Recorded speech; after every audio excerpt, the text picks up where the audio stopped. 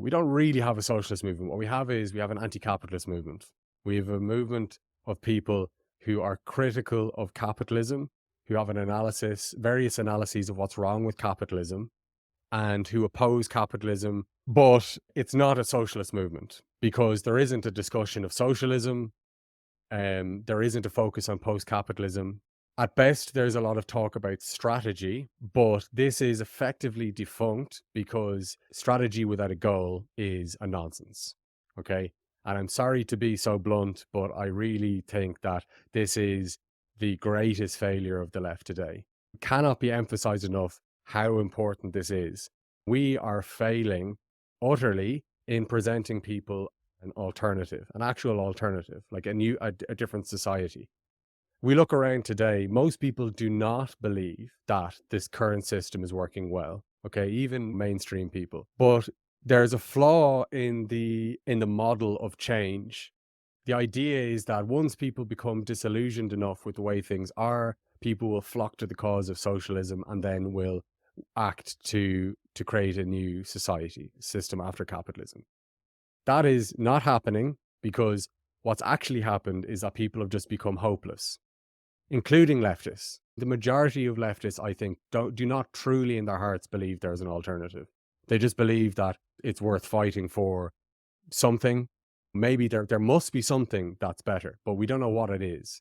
These questions of post-capitalism and getting into the theory of and the details of a society after capitalism, it's often viewed as a kind of a frivolous exercise.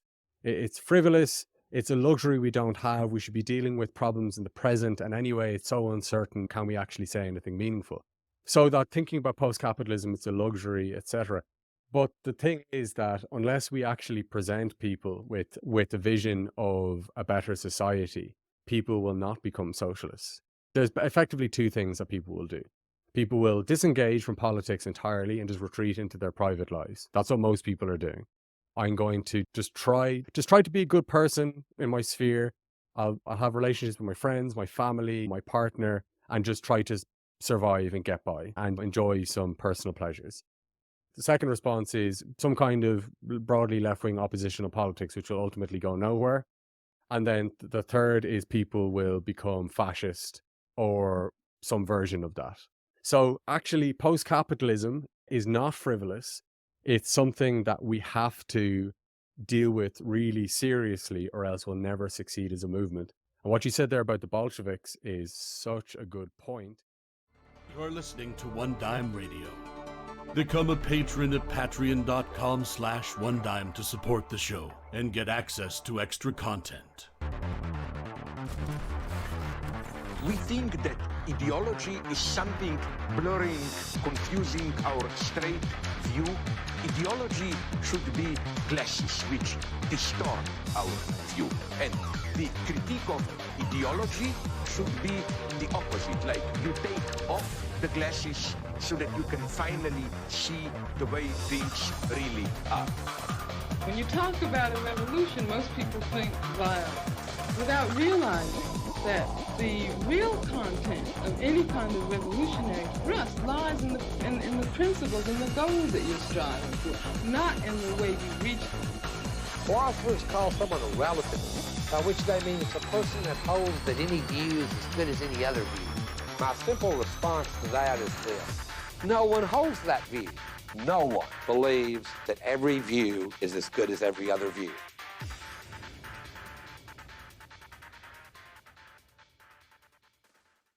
Welcome to One Dime Radio. Today I'm here with a very special guest, a very hidden gem on YouTube. A hidden gem who's been a little inactive in the past 2 years, but I think is a channel that everyone should check out. I'm here with the operator, the front man of After the Oligarchy, now called Bright Age Beyond. Some of you who are really niche connoisseurs of socialist politics, like socialist planning, may have heard of this guy. I'd been following your work about like 2-3 years ago, when quite a while ago. I'm very into this stuff. But and you actually, I think, reached out to me. You were like, I like your non-dogmatic left approach. And that's kind of how I would categorize your channel, is exactly that, this sort of non-sectarian problem-solving left, a practical left. And by practical, people think you necessarily need to be like a centrist or something, but I see practical just as people who are solution-driven rather than thinking merely in terms of ideals. Your channel deals all about the specifics, the intricacies of socialist planning when it comes to democracy, cybernetics, as well as climate change. We're going to get into some of that today. You've been also telling me you've been writing a book. So I'm very excited to expose my audience to your work. But without further ado, I'll let you introduce yourself, and if you want to mention anything that I missed, and pretty much also got you into the topics of your channel, which is that really of like the specifics of socialist politics. Well, thank you very much, Tony, for having me on. We've been in touch for a few years, and it's a pleasure to finally get the chance to do this with you. And I've been a fan of your work for quite a number of years now at this point, and that's why I reached out to you. Okay, so I can say something about myself. Okay, so my name is Ferdia O'Driscoll. I'm based in Dublin, Ireland. I'm an independent researcher focusing on the political economy of post-capitalism. So I spend most of my time doing basically academic research and writing on the question of how do we create a society after what we currently have, capitalism and the state, with all of its problems, poverty, inequality, war, climate destruction, etc. All right. I'm going to have to apologize to whatever viewers I had on YouTube because I just disappeared off the map. Effectively, for various reasons, I won't go into, some personal reasons, and also getting caught up in new projects. So, for example, as you mentioned, I'm writing a book with my co-author Anders Sandstrom on participatory economy, which is one of the leading models of a post-capitalist system, economic system. And we've been writing that for about 2 years now, coming towards the end of it. What I'd say is if people want to follow me or keep up with what I'm doing, go to brightagebeyond.com. I will eventually get back into posting things publicly, videos and articles and things like that. And you'll find everything centrally located there, including things going on with the book project. So if you would like, I can continue and just talk about how I got into all of this. Sure, yeah. And actually, I should say something about that book maybe to begin with. So this is a book which will be the most complete work on participatory economy.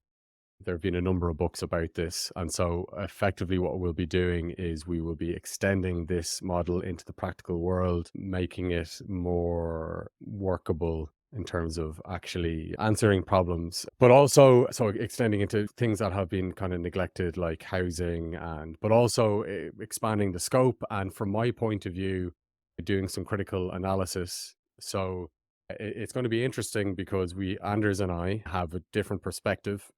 So Anders is very much an advocate of the participatory economy. To him, this is really the way forward. It's the solution, the new political economic system which we should create. And for me, I describe myself as a critical friend of participatory economy, or Paracon for short. And so I think it's very interesting. It has a lot to offer. I think it definitely should be studied closely because it teaches us a lot. But ultimately, I would say I'm not convinced that this is the way forward. Just for the audience, when you say Paracon, you're referring to Economics by Michael Albert, right? Yeah, Michael Albert and Robin Hanel. And they first publicized this in 1991 and have written numerous books about it since. I'm a member of a group called the Participatory Economy Project, and we work on this, and there's all sorts of other stuff. And it's for Paracon, it's one of the most, for your viewers, it's definitely one of the most famous, if not the most famous, book model of post-capitalism. And we can talk about what that is and how that works later as we get into the details of post-capitalism and go past the kind of autobiographical part. Will I now say a bit about my background and how I got into this? Yeah, how did a Giga Chad like you get into the most specific nerdy subject like socialist economic planning. That's what the audience wants to know. All right. Well, I've never quite had the question posed to me that way, but I can answer it. So basically, so I'm 31 and I've been a socialist since, like, avowedly socialist since I was 17. And I was an activist and an organizer for a number of years. But in terms of my career in terms of my career and my studies, I actually pursued electrical power engineering. So that's the background that I come from. And long story short, I decided, being very restless and having these politics and already knowing that the most important thing in life to me is to change the world, make the world a better place, I decided that really engineering doesn't need me. There are plenty of really bright and brilliant people who are going to solve these technical problems, even though there are technical problems, for example, with green energy, yet to be solved. It's not quite as trivial as people think, but I thought they'll do that. What people actually need is money, and for these technologies and policies, etc., to be implemented. And so I decided, okay, I'm going to become an economist. And so originally my plan was to go and do a master's in economics and finance, maybe pursue a PhD, become a professor, or work in finance and make some money and learn how things work from the inside and this kind of stuff. And I ended up reading some books about post-capitalist models and doing some interviews. So my first interviews, which was then under the name of After the Oligarchy. And I was so profoundly curious, driven by this material, that I went off on a completely unintended tangent and ended up just spending all of my time reading and writing about post-capitalism. So really, I kicked it off in late 2021 by creating my YouTube channel and website. And then just one thing led to another. And now it's at a point where I do this full time, not for any money, I have to add. That's a longer term prospect. But yeah, so working with collaborators all around the world.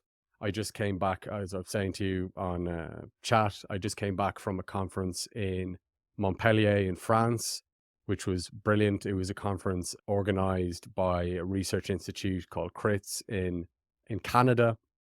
And there was a bunch of us doing panels and sessions and presentations on democratic economic planning and post-capitalism. Not the kind of Montpellier meeting that the neoliberals had back in the day. Yes. The Hayek and Mrs. Montpellier.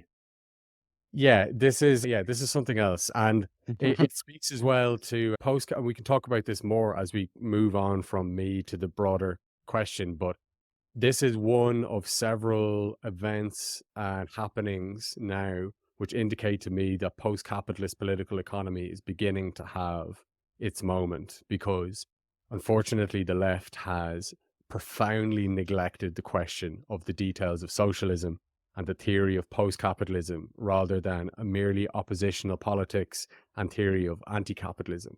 Why is capitalism bad? What's wrong with the society we live in? And just opposing things as they are, which obviously is really important, but it's led us to the position of failure we're in now. So there's a number of things happening. There's from the kind of academic theoretical side, there are a number of conferences, special issues of journals happening, podcasts, articles, etc. People are starting to coalesce around. Actually, I should say something really important about this. So myself and a number of comrades and colleagues have been working for the last 7 months on launching a network, which I would like to advertise now, called the International Network for Democratic Economic Planning. It's a very good descriptive name. It is exactly what it sounds like. It's an international network for democratic economic planning. It's going to launch on the 13th of July.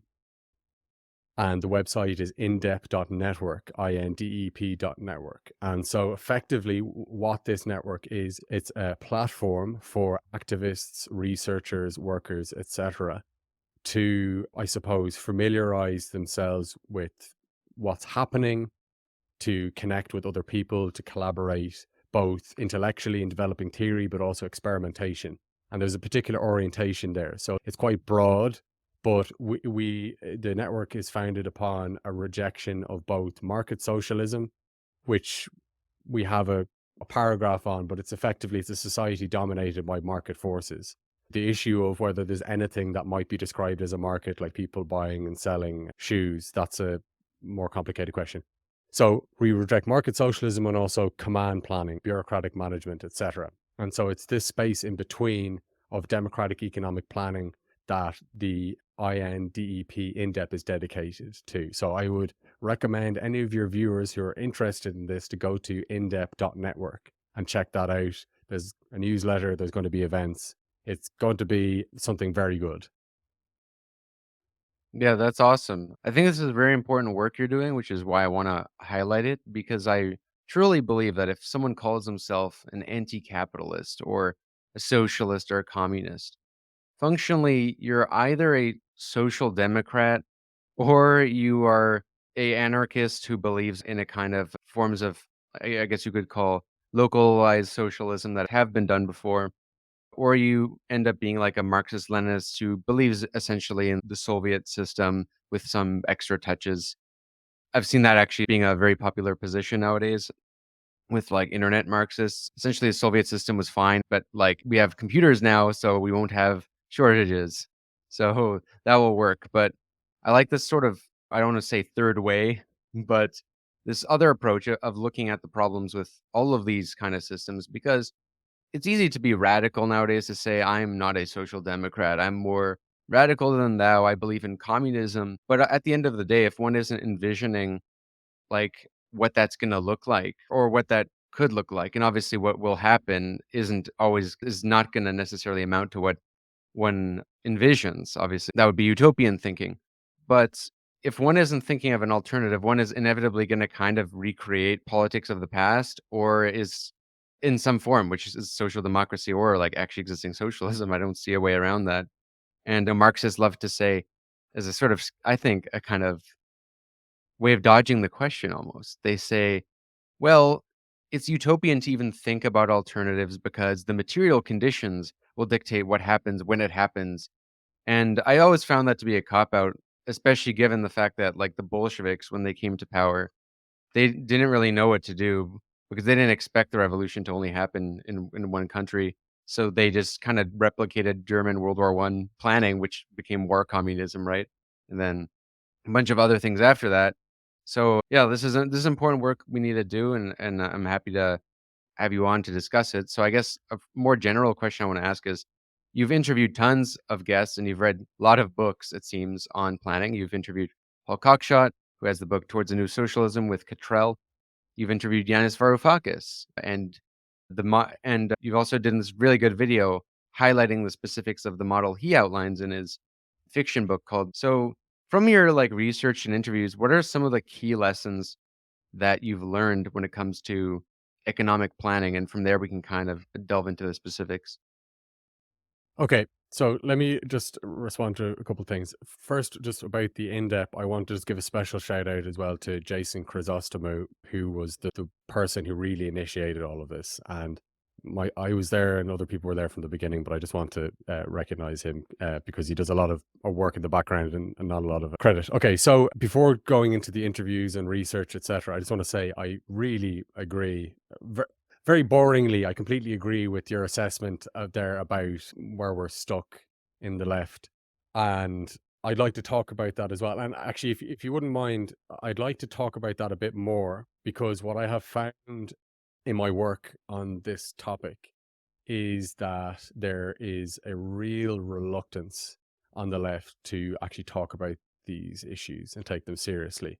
And so I want to just address those concerns and that phenomenon first, and to, I guess, motivate the later discussion of why would we even go into the details of post-capitalism. So I think what you said is completely correct. Effectively, the question is dodged, and it's dodged across the board, ideologically or in terms of tendencies. And what happens then is, since it's impossible to have no vision of a goal after capitalism, even if it's vague, what ends up happening is people default to a number of positions, which I would say are severely inadequate. And you outlined a nice range of them there. So some kind of social democratic reformism, and maybe like the 1970s in Sweden or something like that. We have what we might call naive communism, where you just have these self-sufficient localities, and all of the big problems of politics and economics are overcome by just cutting the Gordian knot and reducing the division of labor down to a size where everybody knows each other. And then you have a adherence to various different real socialisms, and either saying these were actually fine, as in these were fine, or like you said, if we just improve the computers or add in computers or change this or that. Or a lot of people now are viewing China as the great hope of socialism, which I think is so unbelievably incorrect. It's a big problem. But the reason for this, and also, of course, market socialism. Cooperatives are great, but just having worker cooperatives is not post-capitalism. It's half capitalism. You turn workers into the collective capitalists who share the profits. So many aspects of the dynamics of the system are the same. There's different versions of that, but et cetera, et cetera, et cetera. And so we're in this situation where we don't, let me just speak in some very sweeping terms, okay? And hopefully your listeners will forgive me if I don't do every single little disclaimer. What we have is really not a socialist movement on this planet. We have, particularly in the global north, okay? But in general, we don't really have a socialist movement. What we have is we have an anti-capitalist movement. We have a movement of people who are critical of capitalism, who have various analyses of what's wrong with capitalism, and who oppose capitalism, who engage in protests on the street, who vote for parties who introduce some reforms. But it's not a socialist movement, because there isn't a discussion of socialism. There isn't a focus on post-capitalism. There's a real focus on the present. At best, there's a lot of talk about strategy to move beyond capitalism. But this is effectively defunct, because the most basic strategic thinking will tell us that strategy without a goal is a nonsense. Okay. And I'm sorry to be so blunt, but I really think that this is the greatest failure of the left today. It cannot be emphasized enough how important this is.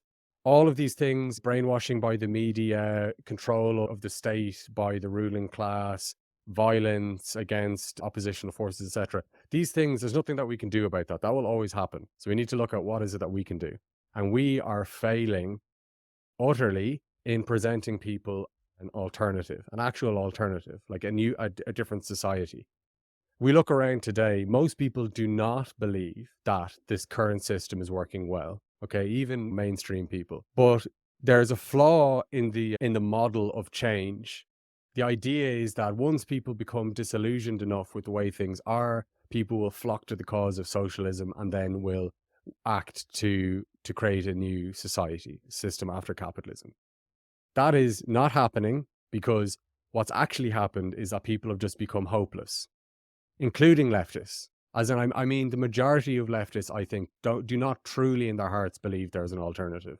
They just believe that we just believe that it's worth fighting for something. Maybe there must be something that's better, but we don't know what it is. And so these questions of post-capitalism and getting into the theory of and the details of a society after capitalism, it's often viewed as a kind of a frivolous exercise. It's frivolous. It's a luxury we don't have. We should be dealing with problems in the present. And anyway, it's so uncertain. Can we actually say anything meaningful? So that thinking about post-capitalism, it's a luxury, etc. But the thing is that unless we actually present people with a vision of a better society, people will not become socialists. People will just disengage. There's effectively two things that people will do. People will disengage from politics entirely and just retreat into their private lives. That's what most people are doing. I'm going to just try to be a good person in my sphere. I'll have relationships with my friends, my family, my partner, and just try to survive and get by and enjoy some personal pleasures. Maybe there's three responses. The second response is some kind of broadly left-wing oppositional politics, which will ultimately go nowhere. And then the third is people will become fascist or some version of that. So actually, post-capitalism is not frivolous. It's something that we have to deal with really seriously, or else we'll never succeed as a movement. And what you said there about the Bolsheviks is such a good point. There are so many counter arguments against actually getting into the details of post-capitalism. One is that somehow it's authoritarian to talk about what kind of society we want to create. I mean, there's all sorts of these arguments. Another one you gave is the material conditions will figure themselves out. The workers will, in the moment of the struggle, decide what to do. Or another one is that we couldn't possibly say. It's all so uncertain. So basically, dealing with those very quickly, there's nothing authoritarian about proposing a vision for a society. All right, there's nothing authoritarian about writing an article or a book or having a discussion and saying, this is, I think, what would be an effective way to organize a society. People can disagree. They can change that. The problem is if you don't talk about it, there's never an opportunity to have a discussion about it. And what will actually happen in a revolution is the loudest voices will just assert themselves, and those who kind of bring certainty and who already have ideas will tend to dominate. The other thing about in the moment of the struggle, the alternative will emerge. No, it won't. I mean, we've seen that so many times. There's actually work that takes a long time, okay, to go into this envisioning post-capitalism. There are many pitfalls which we trip over and fall into if we haven't gone through this process of weeding out false solutions and trying to make things consistent, etc. Like you said about the Bolsheviks had, that project was never going to succeed from the beginning or never produce something positive because it was so ill-conceived as socialism. Well, by positive, you mean like a true alternative. Yeah, a true alternative. Yeah. Right. Yeah. So I think it was an alternative. I just think it wasn't definitely not the best we could do. Okay. We can go into more of that. As in, what I'd say is the Bolsheviks, the old Bolsheviks, these are really serious, dedicated people, many of whom sacrificed everything in a time when it was utterly hopeless. There was no prospect of any major social change to try to transform society. So I'm not morally criticizing people's character, but in terms of the vision of socialism, it pretty much wasn't there. I mean, effectively, there was a revolution, and then there was some discussion very early on, which went into the early 20s about, okay, what are we doing here? What is socialism?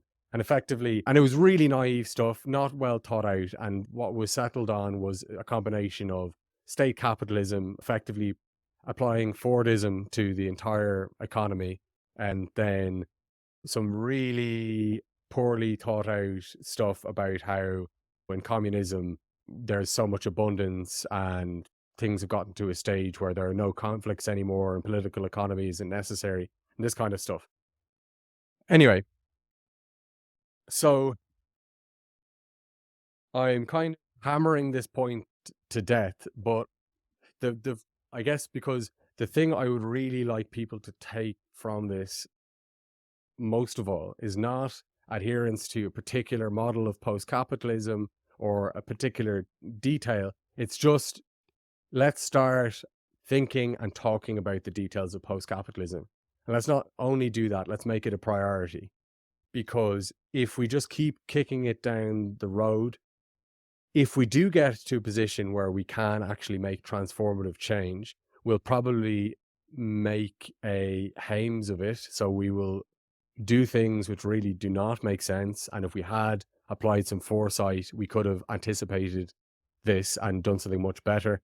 But much more likely, we won't even get into that position in the first place, because we will not consolidate a movement around a positive vision of society. People don't just want criticism and negativity. People want, oh yeah, sorry, there's a really important point. This is the year 2024, okay? The Soviet Union has come and gone. We have to deal with that, as well as China and various other of these so-called real socialisms. I don't blame people when we stand out in public and say, capitalism has failed. We must create a new system of socialism, I don't blame people for hearing that and saying, I don't believe you. Why would that work? Why should I turn everything I know upside down for something that could be far worse? You know, like in Ireland, for example, at least we have some kind of modicum of freedom of speech. You can actually express yourself and express opinion and read whatever books you want, etc. Are people going to want to, you can access a diversity of consumer goods and have some kind of autonomy over your lifestyle and so forth? I mean, and you can vote for politicians. I mean, we can get into that when we talk about democracy. I don't think we live in democratic systems. The point being is that why would people throw caution to the wind, become revolutionaries, sacrifice their career, sacrifice their personal relationships, change everything for what? Something which might be much worse. We owe people an explanation. And we can't just say, oh, it's all false consciousness. People are brainwashed. If you talk to the average socialist, they cannot define what socialism is beyond, like you're saying, some kind of vague formulas or incomplete proposals. So please jump in and interrupt me. Well, yeah, I think the irony is that some people would dismiss the idea of thinking about alternatives as utopian, but what you're criticizing is the utopianism, and that suggests the need to actually envision like these alternative futures. Because as you were alluding to, like a lot of the left is like a sort of false hope factory. I mean, I think an easy book, if someone wanted to write it, would be to play on the title, "The Closing of the American Mind, the Coddling of the American Mind." They could write "The Coddling of the American Left," or the Coddling of the Left. Forget America, because there's a lot of narratives are essentially copium narratives. They're to kind of help people cope with the fact that the system is decaying and an idea that we do have the answers. And, you kinda need this for politics, you also need this to get views and clicks, so that's why so many people do it, there's an incentive there.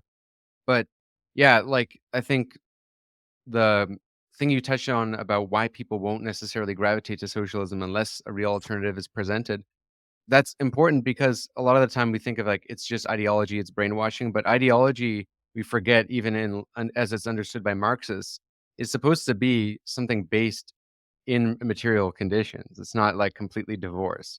There is something there that is also true in propaganda sometimes. Like propaganda has half truths, and people I think are naturally conservative. And what I mean by that is not necessarily conservative socially or conservative economically. I just mean like conservative in that they're skeptical of like radical change right away. And they usually only gravitate to radical change in times of big crises because they're like, hell, what do I have to lose, right? But people, I think, just out of survival instinct, are going to be a little bit skeptical about big changes. They're going to not want something that's worse. And I think the only way the left really wins without presenting an alternative is if the right screws up so badly and the center screws up so badly, which kind of is what's happened in France just recently. The French elections, Socialist Party had a shock victory, which I think is good, but I think we forget that it wasn't. I don't think, as far as I saw, they didn't necessarily present, like, that much of an alternative. It was, like, more or less like Bernie Sanders style social democracy, which is great, better than what Europe is headed towards now, but I think they really won just because the center is unpopular and the far right is, like, incompetent and also divided, and whereas the center and left united.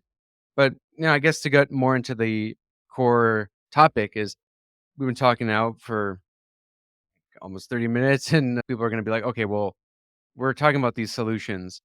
What are they? And I would just say people should just listen to the talks you've done on your channel and the interviews you've done. As someone who's studied this a lot, right? This is something you've put a great deal of time and effort into, like the uncomfortable questions. What is alternative socialism going to look like? And obviously, planning is a big one because if you don't know how that's going to work, you either end up coping, saying like Soviet planning had nothing wrong with it, or you end up saying like, oh, market socialism. Why don't we just keep the markets and then have the welfare state do some good things for the people? Or you have like Richard Wolff type market socialism, which in a way is a new alternative, but you're deeply skeptical. You seem quite skeptical of that. So I guess, yeah, what are the lessons you've learned when it comes to like when it comes to socialist economic planning? And I guess that could be a way for you to touch on the question of market socialism and why you think there's a better options available. Sure. Okay. So, yeah, this is a big question. So let's try to break it off into chunks and just take this as a way to segue into the topic generally. Because if I try to survey everything that I've learned, it's probably going to end up being a 5-hour lecture. So what I'd say is the first biggest thing that I've learned from my intense studies of post-capitalism, and just to say what that is, basically I've made it my job to read everything that I can find on post-capitalism. So every book, every academic paper, etc., as well as doing my own writing and thinking. The conclusion that I've come to is this. There is a feasible alternative to capitalism. It is achievable, it makes sense, and it is something which is better than both capitalism and experiments which attempted to replace it in the past, such as the Soviet Union. And this is something that's become clearer to me the more that I've studied this. So I suppose what I'd also say is that I'm not going to go further into this point again, but unfortunately, the left doesn't really engage with that material. Okay. Now, what I'd say is there are, where can we go with this? I suppose I could say there's been very serious work done on this topic. So, and there's been a literature and a debate going on for a long time. Okay. So it's been going on for as long as socialism broadly has existed since the 19th century in its various different forms. But certainly for the last 100 years, and there's a huge amount of work going on and that has been going on in the last, let's say, 30 years.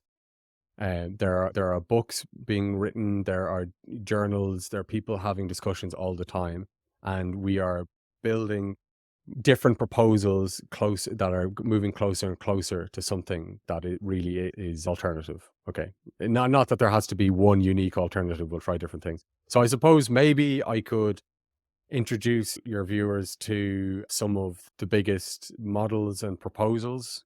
Could be one way to survey the field. I'm not used to introducing the entire field, so I'm just trying to find a way to break it It's a down. Herculean topic.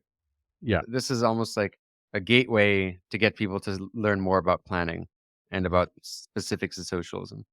Yeah. Okay. So what I'll do is I'll say a little bit about different models and proposals. Right. So I'm not going to have time to describe these fully. I would need about an hour to describe each of them fully and maybe 10 minutes to do any kind of justice to them. But I will just sketch out the kind of design space of post-capitalism a bit so people can get a sense of the different possibilities and also the work that's been done, the proposals that have been made. So firstly, a big split is between those who propose market socialism and those who propose some kind of non-market socialism. And there's a lot of debate within that. Within that, there would be, let's say, centrally planned systems, non-centrally planned systems. There are really a lot of different options. So I was talking of market socialism. For example, Yanis Varoufakis's model Another Now would be an example of market socialism. Richard Wolff would tend to be an advocate of market socialism, although it's confusing. You showed me a clip where he was saying that people would decide about getting who would be allocated a PlayStation 5, and it was very complicated. It sounded like everybody was talking about it in the room. So I don't know, but That's what actually made me feel like this conversation just needed to be had, because I saw people dunking on Richard Wolff for this clip where Destiny on his stream asked Richard Wolff, well, and under your system, how would a PlayStation 4 or PlayStation be produced? And Richard Wolff gives this kind of like convoluted answer. Final question to you, Professor Wolff. Under your system of worker cooperatives, would I still get my PlayStation 5? Absolutely. You'd have to struggle a little bit for it. You'd have to talk to your fellow workers. You'd have to talk about the distribution of income. You'd have to compare your desire for PlayStation against all the other interests of all the other people. It wouldn't be something you worked out on your own with your particular boss. in any way would have to be a democratic decision. You'd have to come to terms with that, the way you do with democratic decisions now in our society, to the extent that we have them. Seems like he's just adding like democratic bureaucracy, and it made it seem worse than what already exists. Like the way he talked about it, he was like, well, people need to, the workers will vote on this and will vote on that and where it's going to get distributed. And the way it was received by the public was, this is just like Kafka bureaucracy. It sounds like a nightmare. So I don't want to like bash Richard Wolff, because the way he describes his market socialism is usually way more articulate than that. But maybe it did kind of reveal certain problems with that approach, perhaps. That if you just like have co-ops and worker democracy with market socialism, you'll solve the problems. Yeah, that was an unfortunate answer, but it's revealing of how these questions are often dealt with. I mean, the thing about Richard Wolff is he focuses on the workplace, and he talks about how the workplace should be organized. And in his book, I think it's Democracy at Work, he says effectively he's agnostic as to all other relations. Do the co-ops relate to one another, etc. So, but in market socialism, see, it's very tricky because people use terminology in all sorts of different ways, and there's fierce debates about, no, what you're proposing is market socialism, no, it's not, etc. But there are various proposals. So, for example, there's Yanis Varoufakis' Another Now. He's written a book on that. There's David Schweikart's Economic Democracy. He's written a book about that. And there are many other different proposals for market socialism. And market socialist proposals are various. There's also John Romer's model. Some people call it coupon socialism. Market socialism tends to focus on the organization of the workplace and what's called workplace democracy. And so in both Yanis's and David's models, the emphasis is on having democratic relations within the workplace where governance is by the people who work there. There's an abolition of a purely capitalist class who obtain money or income just by their ownership rights, their legal rights over property. And you have profit sharing by workers, etc. That's pretty much what market socialism is. That's what most of them have in common. Actually, in John Romer's proposal, there isn't even actually workplace democracy. But now, this is an advance. This is an advance over capitalism as we know it, where workplace democracy is non-existent and society is dominated by a capitalist class, a landlord class, and a banking class. There are huge overlaps between capitalism and market socialism. I'm having to speak in broad brush strokes here. Okay, there are nuances and differences between models, but there are massive overlaps between traditional capitalism and market socialism. I would conceptualize it as effectively it's a form of half capitalism. And we can see that across a number of dimensions. For example, effectively workers tend to become capitalists. So the capitalist role in the cycle of capital accumulation is more or less the same, but there's a changing from a pure capitalist class, a non-working capitalist class, to a working capitalist class. So you still have workers in an enterprise trying to maximize profits, competing with other enterprises, undercut their competitors, drive down their costs to a minimum. But rather than a capitalist class taking those profits, you have the workers dividing them among themselves. Another aspect is investment, right? So what is investment? Investment is that part of society's resources which is dedicated towards, well, let's say it's not dedicated towards consumption in the present. So it might be towards increasing production in the future, or it might be, I'm talking about investment very broadly here, it might be, let's say, environmental restoration or something like that. The point is it's diverting resources to the future effectively. And so this is really the most important economic question in socialism. Okay, out of a lot of important questions, but why is it so important? Because it's going to decide things like what is the developmental trajectory of technology. Okay, everything from energy to social media, AI, and so on. It's going to decide what industries and branches of production we create, which ones we close, which enterprises grow and become big, which ones become small, etc. So it's the evolutionary trend of society, which really it's structuring society as we know it. The thing about market socialism is that investment tends to be controlled by market forces. So, for example, in Yanis's model, investment is determined through basically an altered non-capitalist private financial system, individuals who have capital, which is granted at birth and this kind of stuff, and there's a UBI. But effectively, it's private individuals and private enterprises who are atomistically making these decisions. There's a lack of social coordination in what we usually think of as planning. David Schweikart would come in and disagree because there's a 20% corporation tax which is given to socialist banks, and then these banks decide investment. But again, there's the question of, please jump in if this is getting too much in the weeds. There's the question of, Well, why are markets bad? okay, That is often the critique. Market socialism. Why would we want that? That's capitalism. But why? What's the problem with the markets in terms of like why? The obvious market problem is inequality, but if we can just solve that through like taxation or just other more forms of distribution, like stock owners, joint stock ownership or whatever, some people would say that. Why not have markets? What's the problem? I guess because that's not immediately obvious to a lot of people. okay, thank you for that question. And please maybe jump in more frequently because I live in the fine details of these things, and I think it's better to address that level. Okay. So this is a really good question. And the first answer is it depends what should be my market. Okay. So as you well know, it's the terms which we are most familiar with and are the most common and are most central to our political and economic discourse, which are the most contentious and under-examined. So market, we talk about this idea of market as if we all mean the same thing. We don't. There's so many different ways of conceptualizing the market.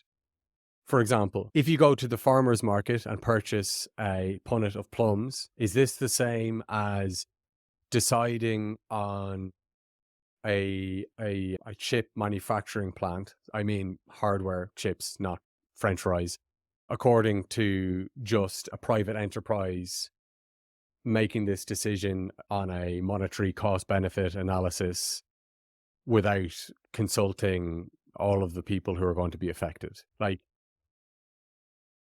is organizing access to medicine through a market the same thing as access to electric guitars? Okay. So the answer as to whether why are markets bad is, well, it depends what you mean, and they have pros and cons like everything, and it depends. Yeah, and so for example, Pat Devine, so he wrote this book called Democracy and Economic Planning in 1988, which is one of the best books on socialism ever read. Basically, nobody knows about it, and also it's an exposition of his model of. Can you repeat that for the audience because that's probably worth emphasizing. So Democracy and Economic Planning. The cover is horrific. Just ignore that. It's completely superb material. So Democracy and Economic Planning, Pat Devine, 1988. And that contains a model of socialism called participatory planning through negotiated coordination. But for example, in that, he introduces an analytic distinction between what he calls market forces and market exchange. And this is a whole debate. And for example, when we were in Montpellier, a bunch of us were talking about this and saying this is an underdeveloped distinction. But anyway, it's the difference between people simply buying and selling things using existing capacity and so that's market exchange effectively, and market forces, which are deciding upon which enterprises will grow, which will shrink, etc. All these things that I was saying before, the structure of the economy. This being decided by the profit motive, sales growth, individual enterprises making these decisions. This is generally what we think of as capital accumulation. This is generally what we think of as the anarchy of the market, the invisible hand. It's living in a society which evolves according to the wishes of nobody. We end up with technologies that imprison us, with countries which are regionally segregated and underdeveloped, where people's most basic needs aren't met in healthcare and housing and so forth. So I just want to introduce that distinction, that there are nuances here. But anyway, in general of why is a market approach generally, what's the problem? It's not just an issue of inequality, okay? And it's not something that, I mean, this is the classic mishmash approach to socialism, which is you have a bit of market, you have a bit of state to kind of round out its deficiencies, and then you get the best of both worlds. Well, basically that has been tried more or less in different forms, and there are huge problems that are innate to that system. The thing about the market is it's presented as this efficient, kind of practical, realistic, dynamic coordination mechanism. And it's this idea that on the one hand is market and efficiency, and the other hand, it's something else, which is less efficient, but more equal and just. The problem with a market is you have individual actors who are all doing their own thing according to what they perceive to be their rational private self-interest. And what you have is a society where the evolution of society emerges from these local interactions. And you end up with a situation that nobody actually planned. So, for example, look at the environment, okay, climate change. You have enterprises competing with one another. That's an important point as well. Okay, but I'll come to that. You have enterprises competing with one another. They're all trying to maximize their profits. They're all trying to dominate the market and gain market share. They're all trying to achieve the most strategic level of price and cost. And what happens is that what is rational privately for each of them ends up emergently as a disaster for society. Okay, so they all invest because there's commercial secrecy. So information is not transparent. So enterprises don't know what the others are going to do. Who's going to invest in what technologies, who's going to build a factory where, who's going to expand into what production lines, who's going to produce what number of products and at what price, etc. This is all secret. And so what you end up with is these investment cycles where you get gluts and shortages, and it's uncoordinated. But there's an issue there, which is this issue of market force. Hopefully this isn't too incoherent because I'm kind of going all over the place. I guess maybe to layman, what you're saying is what might seem fair and good and equal at an individual level in terms of like worker ownership and all that, and competition among worker firms is not necessarily best for society as a whole. Like everybody, it won't produce great collective outcomes necessarily. Exactly. That's a very nice and concise way of summarizing what I'm giving far too much detail on. So there's an issue of enterprises reproducing themselves. Okay, so bear with me here. So all enterprises, they have to be reproduced constantly in terms of people turning up to work and having the materials to stop the place falling apart and to keep producing what they're producing. So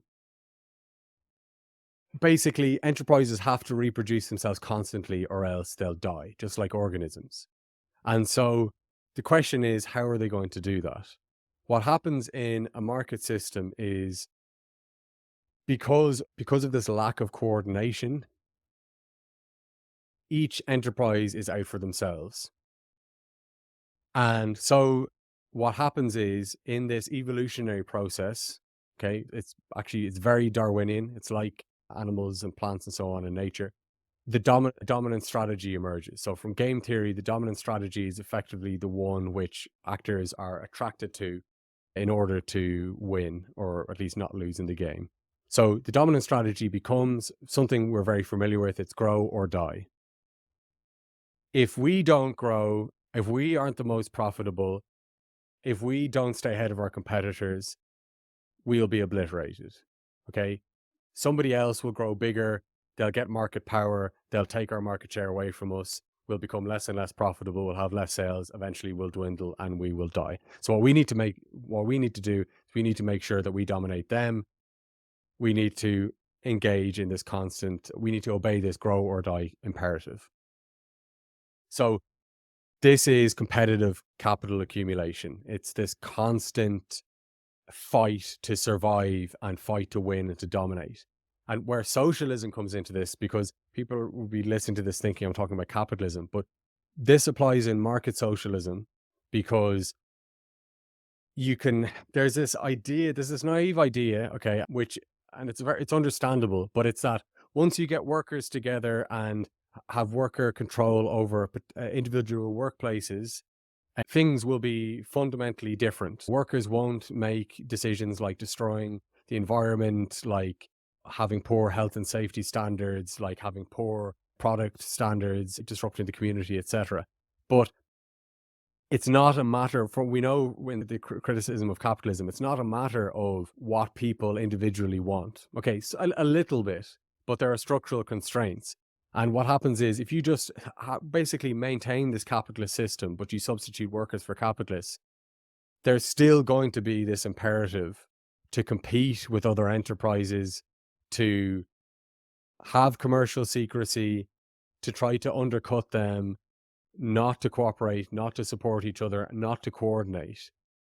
And this is a huge problem. There's also, if you don't mind, I'll try to be briefer. There's also problems on two other fundamental issues which really don't get talked enough about on the left, which is income and the division of labor. The division of labor is almost never talked about by socialists, right? It's not talked about by anarchists. Yeah. Well, I mean, actually, it's not talked about by either, but when in the case of like Marxist Leninists, they just kind of don't talk about it at all and assume it'll exist, and the anarchists kind of assume it won't exist, but not like the consequences of that or how that'll happen. Yeah, I think that's broadly correct Yeah. in terms of actually existing Marxist Leninists and anarchists. I'd say in particular, and I'm not really going to get much into this, and I try to avoid talking about the classic anarchist Marxist camps, etc., because this just creates more controversy than it's worth in my view. There's a long tradition, particularly in the libertarian socialist tradition, of taking the division of labor seriously. There is a Marxism as well, stuff that kind of dissident Marxism. Anyway, so division of labor, we'll come to that, but income, right? Really persistent feature of market socialist proposals are differential wages or profit sharing. Okay, so, and they amount to effectively the same thing, which is profit sharing. It's, well, we're the workers, we own this enterprise, and so whatever profits we accumulate, the fair thing is to divide it amongst ourselves. Now, that sounds reasonable. It's better than pure traditional capitalism. The problem with that is you're setting up, firstly, significant income differentials, and you're also tying people's livelihoods to an individual enterprise. So now my livelihood and my status and my class position and my lifestyle is tied to this particular enterprise. And so my humanity is basically split. And we encounter this in capitalism all the time of thinking, oh yes, well, I'd like to do this, that, and the other, but the bottom line in my livelihood requires that I do something else. And so this and differential wages as well. There's often this conceptualization of class as it's just related to ownership of the means of production. And what I say is ownership as well is one of these very slippery categories, which is rarely defined. What does that actually mean? But anyway, there's also a class base in income and in the division of labor. This is often treated as something where, you have to be a liberal to believe this, but it's not the case. Even in a society where there's an income differential of 2 to 1, right? So the difference between the lowest paid person and the highest paid person is a factor of 2. That means that if the lowest paid person can afford one house, one child, one car, one bicycle, one refrigerator, it means that the other person can afford 2 houses, 2 children, 2 cars, 2 bicycles. This is already segregating people into different lifestyles, different attitudes, tastes, beliefs about deservedness, etc. And it's also has critical motivational implications. And this is something I've been doing a lot of work on from the perspective of something called self-determination theory, which is the leading theory of psychological theory of human motivation and well-being. So basically, it's this idea of we have to motivate people through incentives, which means if you do this, we will pay you this much, more or less. And it's a very limited way of looking at people.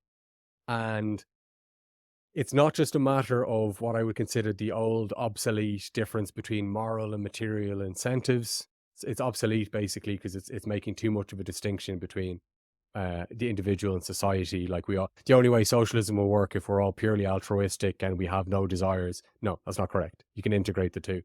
But what it does is it sets up a society where the dominant motivational regime is what's called controlled motivation, where basically people only act according to external rewards and punishments. And what we find is that, yes, money is motivating people through income differentials and trying to get people to be work hard because they're paid more, or engage in a certain profession because they're paid more, or trying to encourage people to be entrepreneurs because they'll become millionaires. It's very effective at motivating people to make money. Unfortunately, it's very difficult to motivate people to do anything else when those two goals conflict. So that's one issue. And the other is on the division of labor. So the division of labor is basically, we live in a society, there are all sorts of things to be done, and we divide the tasks amongst ourselves in various ways. And effectively, there's two basic ways, kind of basic dimensions of the division of labor. There's the functional division of labor. These are all of the things that need to be done. And then there's a social division of labor. This is how are people separated into distinct roles in society. So that might be, Tony, you're a manager and I'm a worker. It could be you focus on doing care work and I end up being a scientist, but it's dividing people into different roles. In market socialism, the division of labor gets very little attention, and this is for a good reason, which is basically, well, it's not really for a good reason. Not really for a good reason, but it gets little attention in the in market socialism. Well, perhaps because it's presumed that it works. Because I think the argument, the obvious one, is a division of labor allows for economies of scale. If people specialize in things, we have more of everything for everybody and better services for everybody. And if everyone does their thing and specializes, we have better things for everybody. That's kind of like the general idea. Also, more gets produced for less, so it's cheaper and accessible. Adam Smith, Wealth of Nations. Okay, thank you for that. That's a really good point. So our problem here to solve is how there's these two aspects of the division of labor. There's the positive aspect, which is it allows us to, a complex division of labor allows us to live in a complex society with a depth and a breadth of activities and goods and services and culture, etc., which is the greatest achievement of human civilization. On the other hand, we don't want a division of labor where people are rigidly separated into roles in a hierarchical structure, where some people have command over others. So we are dividing people into order makers and order takers, but also where a minority of people have access to all of the enriching, interesting work, which prepare them to participate fully in society, both politically and in their own workplace. And other people wallow and dwindle in rote work and drudgery, etc. So this is a challenge, okay? And one of the answers to this, and you brought it up earlier, is these very small societies. You effectively abolish a complex division of labor. Hey, presto, no problem. Everybody's equal. There aren't any of these problems. Unfortunately, that means it's a collapse of human civilization. Okay, so if we want to have an advanced, industrialized society with an advanced culture and things like producing computers, pharmaceuticals, doing DNA testing for forensics, etc., how do we achieve that while not separating people into these rigid roles in a hierarchy? There are various proposals for how to attain that. From the market socialist perspective, we could put forward proposals on how to solve that problem. But again, this comes into conflict with this capital accumulation cycle. Okay. So, for example, there's a reason in capitalism that we have the division of labor that we have. It's because it's not very profitable to organize production so that you're trying to make people equal and encourage the full development of everybody's humanity. It's much easier if you have a hierarchy where the interests of capital are transmitted from the board of directors down to the lowest worker, okay? And where you have people who are narrow specialists, whether they're a professional or whether they just work on an individual machine and just do that over and over and over. It's much more cost effective to organize things in this way. And so it's a challenge in market socialism when you have each enterprise competing for profitability to actually achieve a solution in this division of labor. So that's an assessment of problems with market socialism. However, market socialists would come back and say, okay, yes, these are some criticisms, but this is the only alternative. Other proposals for a planned economy, certainly for central planning, they're not feasible. They sound great, but they don't work in practice. They're authoritarian, they're inefficient. Look at the Soviet Union, it couldn't innovate, etc. So there's another side to this, of course. Just take a minute. I'm such a specialist in this now that I work at a very fine level of detail, and I'm not yet used to presenting the entire topic of post-capitalist political economy to a more general audience. You can elaborate on why a planned economy is better and like what makes it different this time from the Soviet Union? And Yeah. also the question I was going to ask after that, won't like everything be standardized? That's the kind of complaint, is that won't everything look the same under socialism? How will like consumption be treated under a planned economy? What place is there for essentially human ingenuity? So I guess that when you're talking about the planned economy versus the market socialism, you can address that as sort of a continuation of what you were saying before. Okay. Yeah, very good. Good question. One thing I'll say about market socialism, just to cap that off, is I don't dismiss market socialism out of hand. I'm saying all of these remarks in this combination of a description of market socialism and then also criticism of it after having really seriously engaged in the proposals made by market socialists and writings and arguments. And I think that all socialists should do that. It's too often the case that those opposed to market socialism just say, oh, well, that's just nonsense or that's unfair, and just dismiss that out of hand.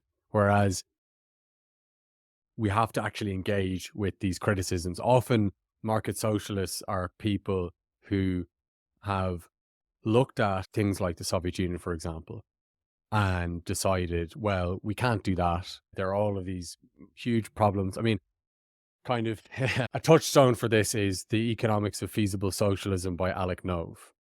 It's a classic book written in 1983, and he is kind of exasperatedly reviewing what he calls socialist fundamentalism and coming to this kind of jaded conclusion that it's just some kind of combination of market and the state, because there are all of these fundamental problems which are not seriously addressed. That's just a note on intellectual honesty and rigor. Okay.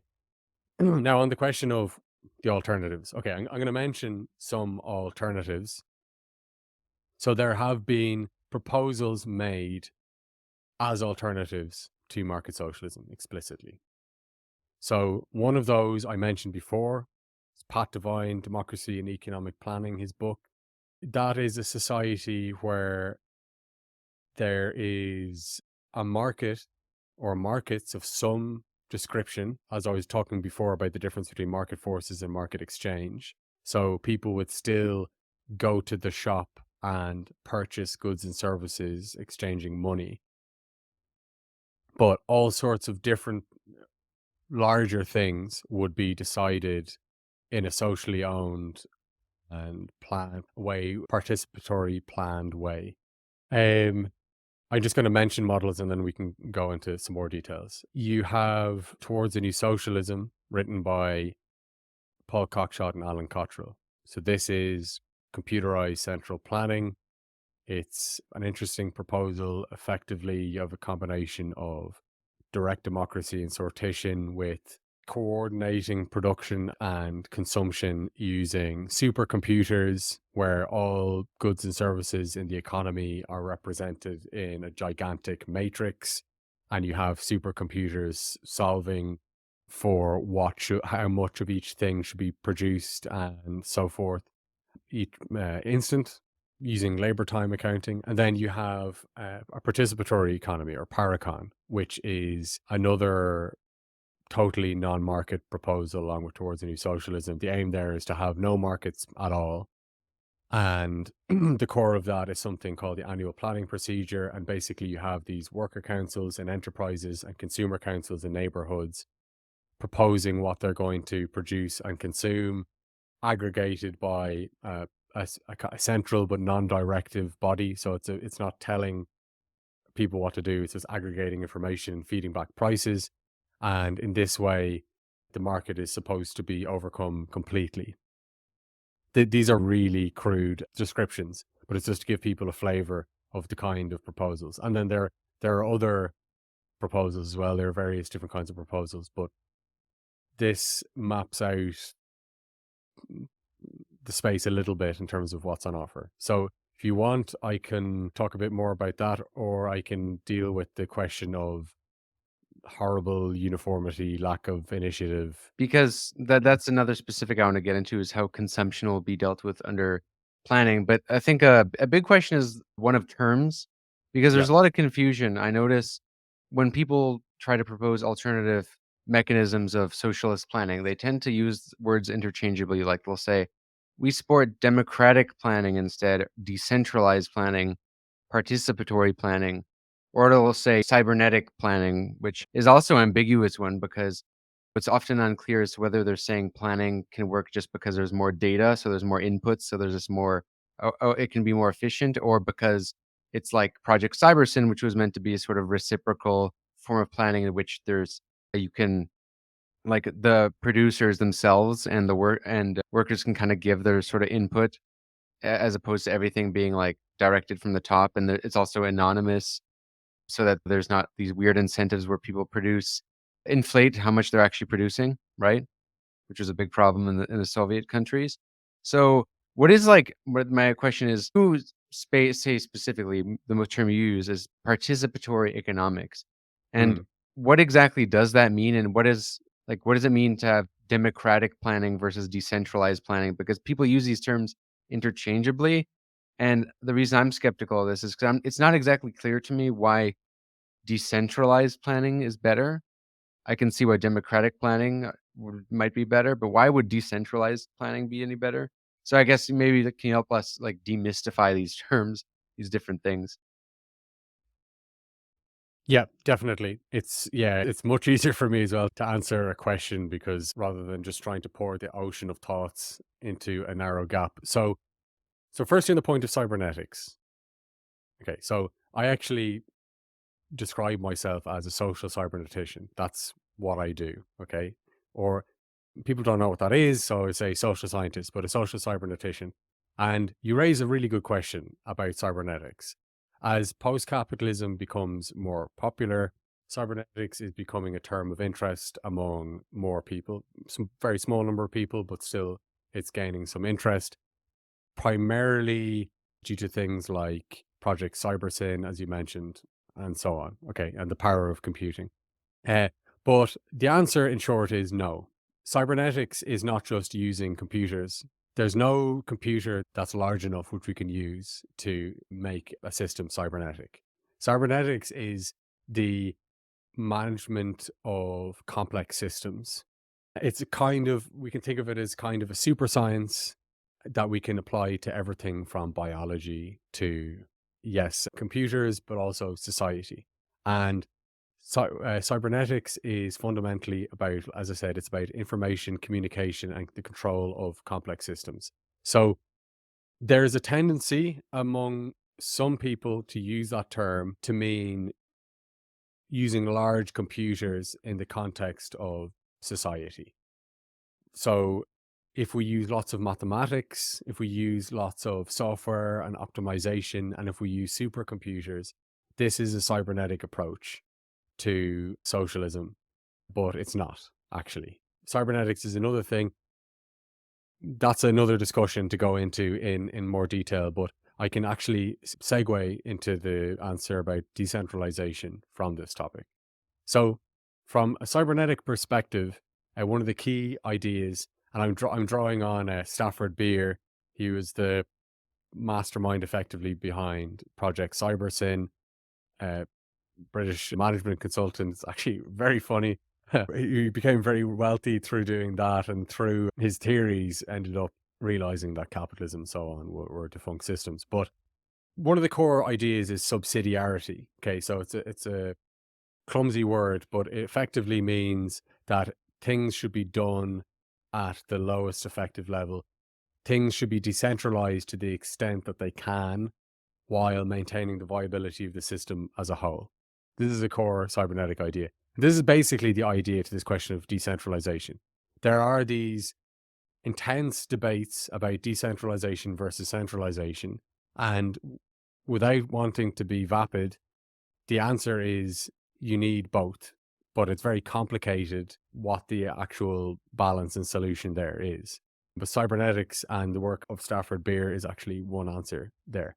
One reason that decentralization is actually very important is because it's impossible to manage a complex system centrally. It's impossible to have enough information. This is one of the reasons that the Soviet Union failed internally. It wasn't just because of external pressures, collapsed under the contradictions of its own functioning. But if things are decentralized, that means that people have the opportunity to have autonomy, to make decisions, to have this say over things that affect them, and to mobilize local knowledge that isn't accessible to a distant central controller. What if it's just local bureaucrats? For example, decentralization is very popular in America and Canada because we're federalist systems in which a lot of things are delegated to the provinces and states. And to be honest, I've found that there's little to no value of this in most cases. Like our healthcare system is taking care of the provinces and states, and education is as well. And it seems to be worse as a result, not better, because you just have like more local bureaucracies that are more incompetent and have less resources. So yeah, I'm just curious about like in what way decentralization might improve autonomy, and if you're pertaining to something more specific with regards to like democratic planning.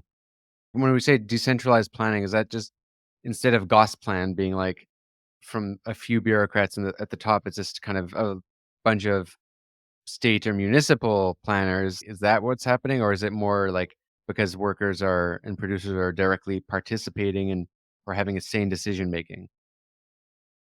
Yeah, these are really good questions. It's also why I became really tired of these debates about, and not this, what we're talking about now, which is we're getting into a serious discussion about it, but these very simple debates of decentralization versus centralization. Because what does this mean? What does decentralization mean? What does centralization mean? We have to drill into the topic more.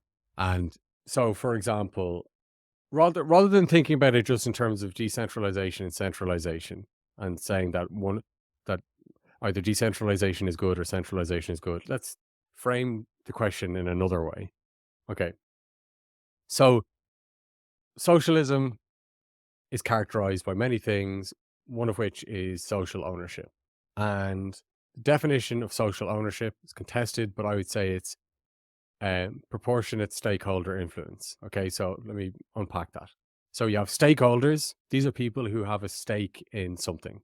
Okay, so let's think of an example. Shareholders or the workers or the managers? Oh yeah, no, for sure. But thinking about like could be, let's say, healthcare policy. Oh, Okay, yeah. So who are the people who are affected by that? Well, it's going to be patients. It's going to be, I suppose, the relatives or the people who know are closely connected to patients. It's going to be people providing healthcare, like doctors, nurses, administrators. It's going to be people affected by resources being diverted towards healthcare rather than something else, etc. Okay, so these are all stakeholders.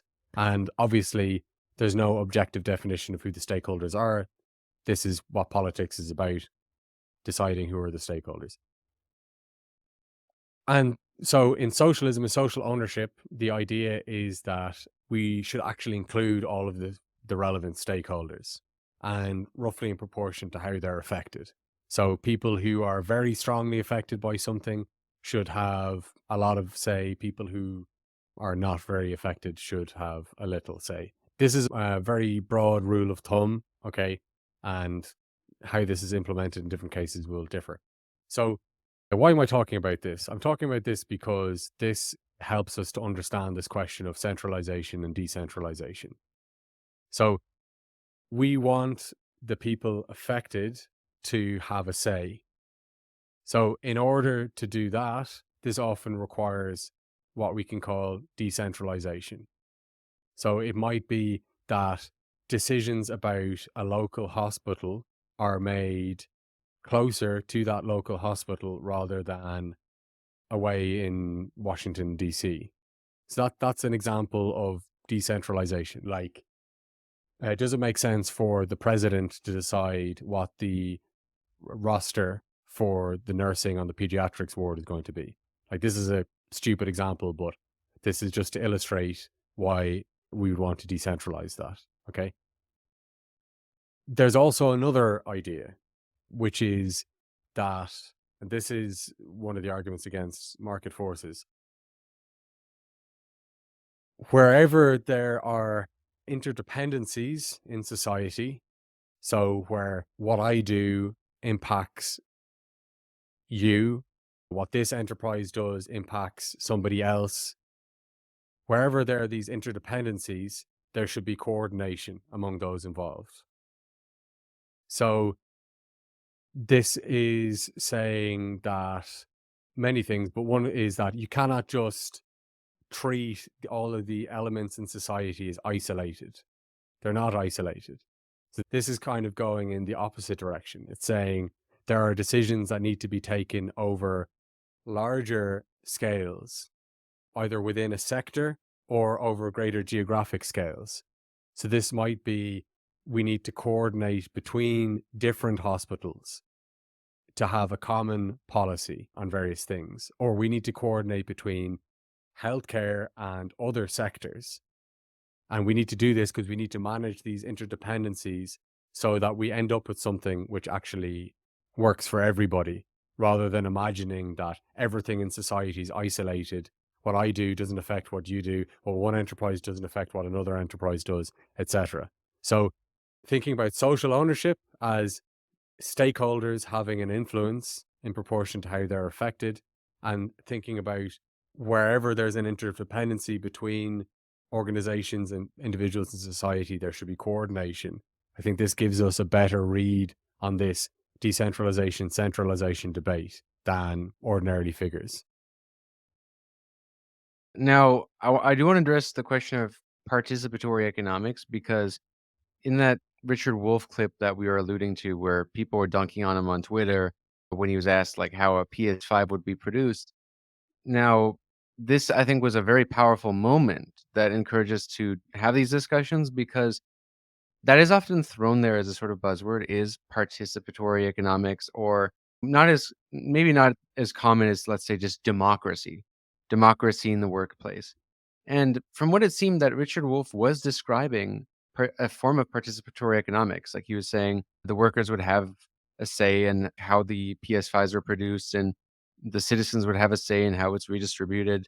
And to the average person, that sounded like endless bureaucracy. So I'm curious to more generally ask you, what do you mean by participatory planning, and what do you consider the most important virtues or most important benefits to society it could have on the society and the individual? Yeah. So these are really good questions. So I want to clarify something to begin with.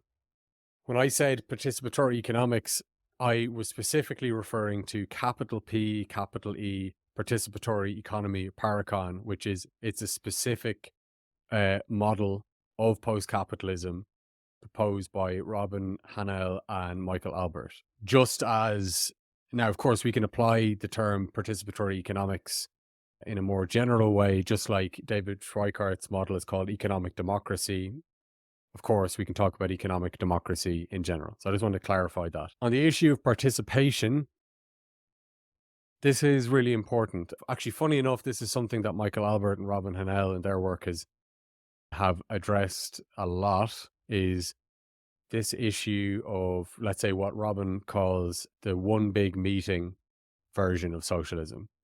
So this is the idea that, well, we know that socialism is democratic and it's participatory and it's decided consciously through people talking to one another according to human needs and prioritization.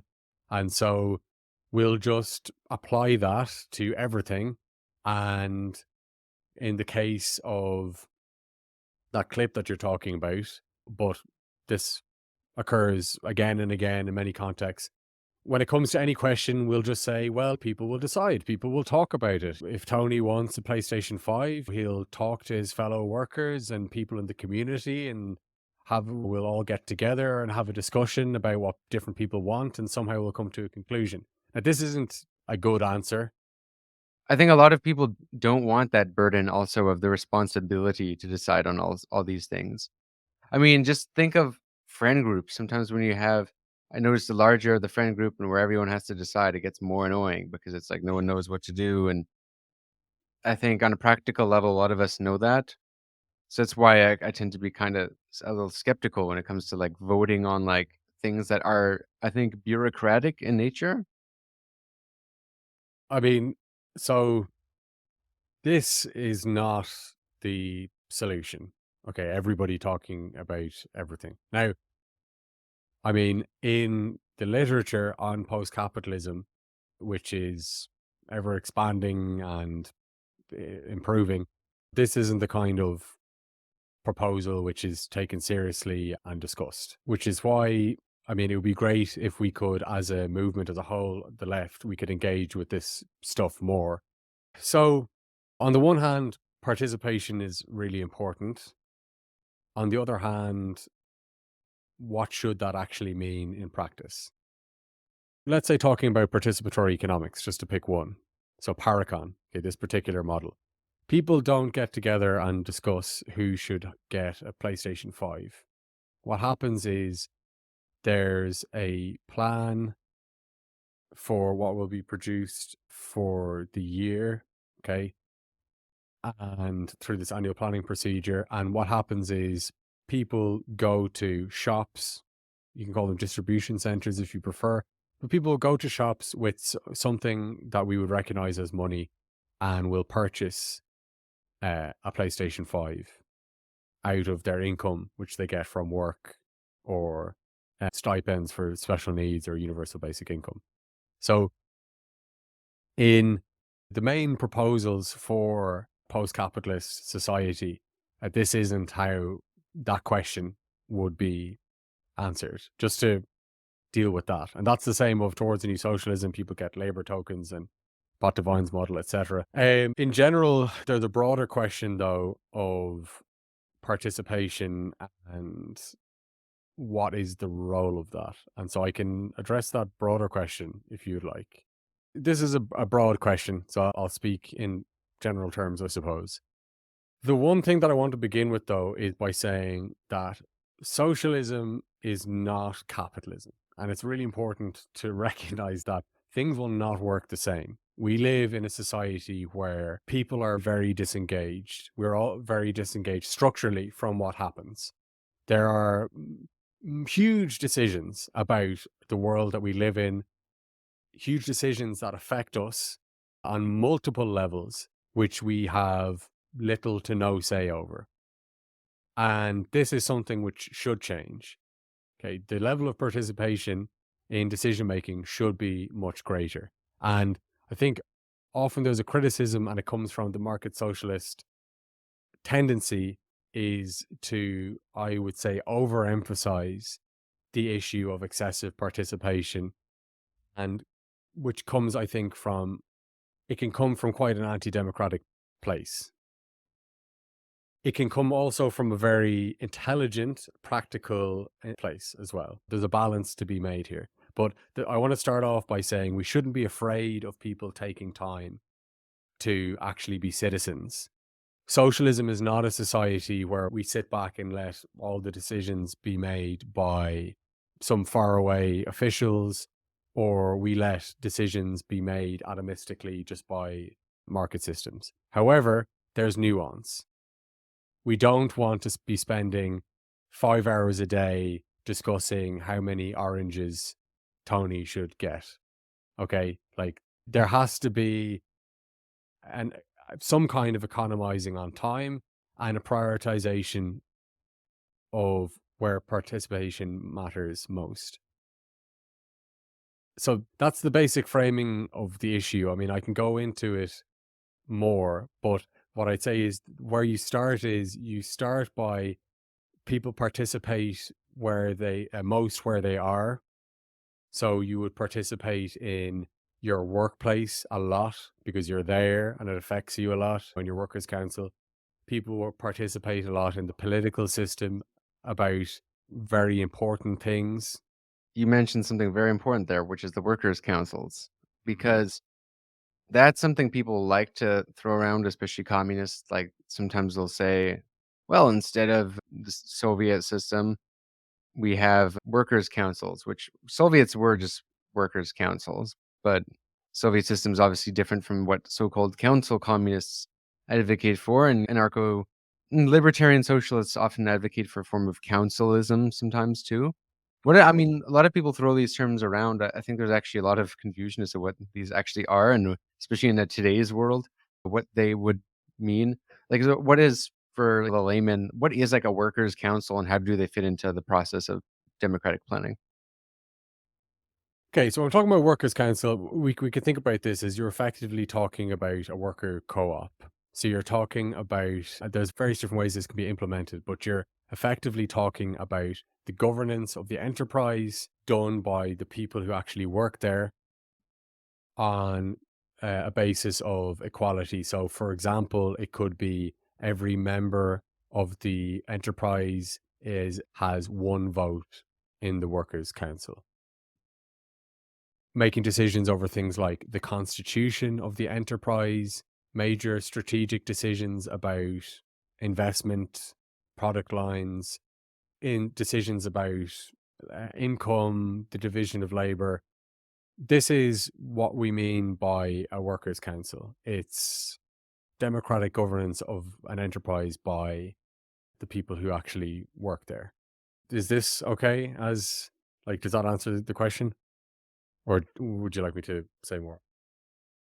I think that gives an idea, but it does raise some questions because in today's society, so many people don't even work contracted jobs. They work contract-less jobs, gig work.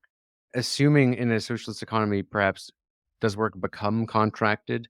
Is there a de-gigification under this context? Because when it comes to council democracy, I think where there's skepticism of workers' councils, it's like, well, what does this really mean for a global democratic economy when this workers' council, that seems like it would apply to only a part of the population, not a small, but a big part of the population, but a part of it, right? So that's kind of, I guess, a practical question.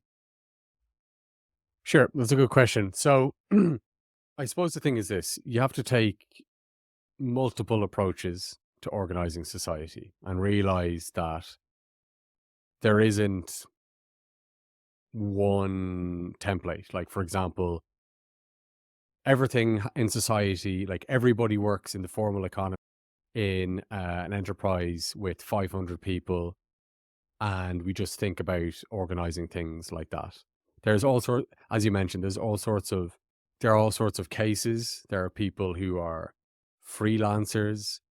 There are people who don't work inside the formal economy, like carers, for example, or people raising children. This is really important work, but not happening within a formal enterprise. So all of these things need to be taken into account. There's also the issue of, I was talking about stakeholders and social ownership earlier. I would very much be an advocate of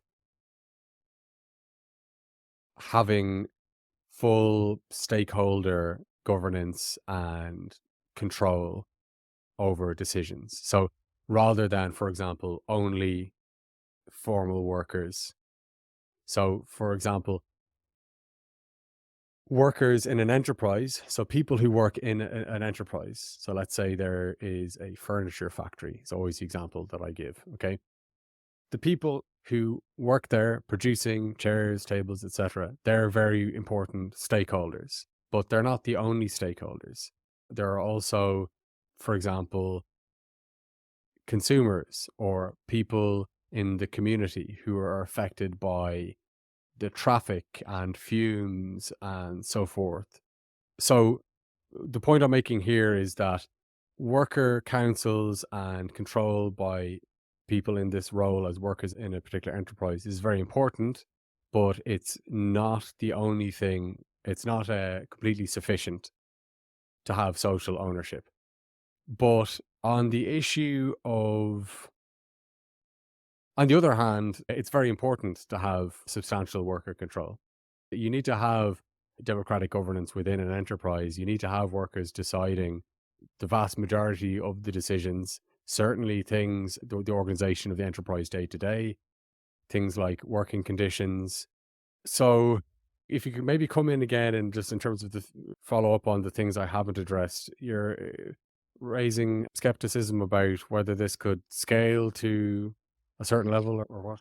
So when it comes to planning, in what way is like the whole population really brought into this? Are you advocating a workers' quote unquote democracy? Because that is something people would advocate for. And I guess the objection to that would be, well, what about everybody else? Right? What about the middlemen? What happens to like the managers? Well, yeah, well, that's kind of what I'm asking. Like in participatory economics, who is participating? Who is participating in the participatory economics?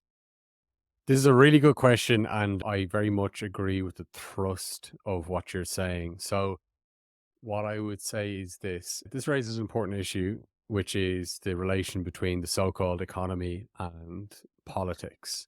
And so, capitalism is peculiar in separating society into these two different spheres, which is called the economy, where capital operates autonomously, and then, well, what we call politics, it's actually the state. There isn't really politics in uh, capitalism. But anyway, so society is divided between, but I'll just use that word for simplicity. So divided into the economy and polity, and these relate to one another, but they're separate. In socialism, the economic sphere and the political sphere effectively are merged. And we could think about socialism as a truly political society. It's one where often this is discussed as bringing democracy into the workplace. Okay, so having worker cooperatives where there's democratic governance, one worker, one vote, etc. But it means much more than that. It means that the economy effectively is embedded within the political system, which is radically democratic and so forth. And so this is an important point. And I suppose the point here is that socialism is not just about the economy, and it's not just about our economic roles, the roles which have emerged in capitalism as consumer and worker. It's, as you say, I would say it's fundamentally about us as citizens. We're all citizens, and we all participate on that basis and engage as citizens, although we also have various different economic roles, whether that's as a worker in the formal economy or whatever. So this is very important. The other thing is, it's fundamental. It's fundamental, I would say. We cannot talk about socialism without talking about politics. Because, for example, if we think about things like ecology, okay, ecological planning, staying within planetary boundaries, which also means envisaging a future, a social future, what really matters. If we stay within planetary boundaries and we have to reduce material throughput? What do we prioritize? What do we think is really human well-being, etc.? These are all things that we're going to have to decide in the political sphere. And that's as much socialism as the workplace. The other thing, though, I just want to say is, in socialism, actual socialism, workers, it's a very, it's a very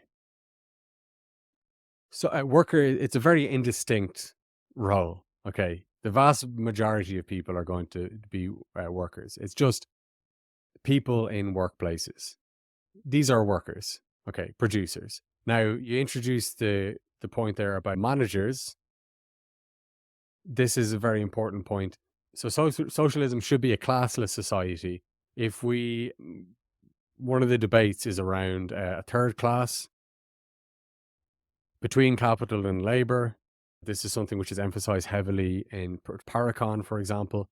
It's the idea that I won't go into that particular proposal, but it's basically, if we end up in a society where we have people stratified we get rid of the capitalist class and the bankers and the landlords, we can still end up with a situation where we have this management class and working class. And this is not socialism. So I would make that point in relation to managers rather than, well, how are the managers going to participate? That's why I'm trying to get us to question our presuppositions, because why are managers necessarily bad? As it's one thing to say managers are undemocratic, like we can't elect our managers, but that's the complicated thing. I've seen some people's proposals, like, say, Richard Wolff often says you elect your manager under workplace democracy, whereas Yanis Varoufakis is another now. His vision of, I guess you would call market communism, is like there's no managers, right? So that's kind of, I guess, something maybe to add. Yeah, this is a really good point. It's a huge debate. So I guess some preliminary remarks would be, the argument is not that managers are bad. The argument is that management should be a technical coordinating function within workplaces insofar as it's necessary, rather than a distinct, permanent social role where some people stay forever and other people are excluded. For example, if we have a workplace where there's 10 people, maybe there's no need for any managerial role. But if we have a workplace where there are, let's say, 500 people, management as a function, a coordinating function between different teams, etc., becomes necessary. Okay. Certainly at the very least in some cases. And so the question is, this comes back to this previous discussion about the division of labor. How can we get the benefits of having that coordinating managerial role and function without entrenching certain people into a managerial class, and without management being associated with the power to command other people to do things, as well as greater pay, different attitudes, different lifestyle, etc. So this is the framing. It's not that management is bad, it's just that it needs to be handled in the right way. So that's what I meant by saying a society where people are stratified into managers and workers as a kind of permanent regime. This is not socialism proper, because it's not a classless society. We've gotten rid of the capitalists, but now what we have is workers being commanded by a managerial class who make the planning decisions, who they'll end up paying themselves more, they'll end up having better working conditions and monopolizing that managerial role. Yeah, the last question I want to ask before we head to the back room, because we've been talking here for a while, is when it comes to planning and planned economies, I've heard a question raised, which is, even if planning works in the sense that there's no shortages, like we have enough data to like calculate demand so that it can be met on time with the correct amount of supply, etc. Even if that actually works, right? Could it lead to a decline in consumer products, like quality, the individual quality? Could it lead to a great standardization? Now, I know the counter argument to that would be twofold. One would be, well, one, standardization already occurs under capitalism, right? But I think the concern is whether if there isn't a market incentive, for example, to like, let's say, like under socialist planning, would that include consumer products that are essentially leisure oriented, like, I don't know, jeans or clothes or chairs or something like that? Like something that might be different if like a individual company with a profit incentive makes it. There's this widespread belief that the profit incentive allows for better products. I think we could do well with a lot less stuff, personally. Like, I think we have endless variations of the same products, and we're often distracted by like marketing more than the actual products. I could do with a lot less stuff. I would be fine.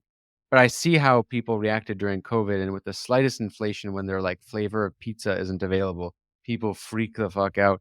So I do wonder in socialist planning, even if the economic calculation problem is solved, could there be like a widespread standardization of products? Like, what room, in other words, does socialist planning leave for individual human ingenuity in consumer products? Yeah, this is a really good question for a lot of reasons. It's a very good question in looking through a historic lens because this is one of the reasons the Soviet Union failed, the utter neglect of consumer goods and services. I think it's worth talking about that a bit because this is where the image of socialism as a banal, drab, joyless, inflexible, inappropriate nightmare comes from. Okay. One of the problems in the Soviet Union was that there was a deeply ingrained structural bias and emphasis towards investment. Like one of the ways to really understand what the Soviet Union was, mostly it was an economic development strategy for a 90% rural society to industrialize in a few decades. That's mostly what happened. And so within the Soviet Union, there was a huge emphasis on heavy industry and on the military in particular. And this resulted in chronic overinvestment. And just to remind ourselves, the kind of social pie is always divided between investment and consumption. There's what we divert towards consumption today, and then the rest is investment. And so there was overinvestment in the Soviet Union, which meant that consumption was neglected, even just in terms of shortages. But another reason, so that's a problem. It's something really doesn't have to be a problem in general, for post-capitalism. I mean, this is kind of peculiar to the Soviet Union Because they're planning on chalkboards. because they're planning on chalkboards. I mean, they don't have data. So, like, the economic calculation problem is kind of true.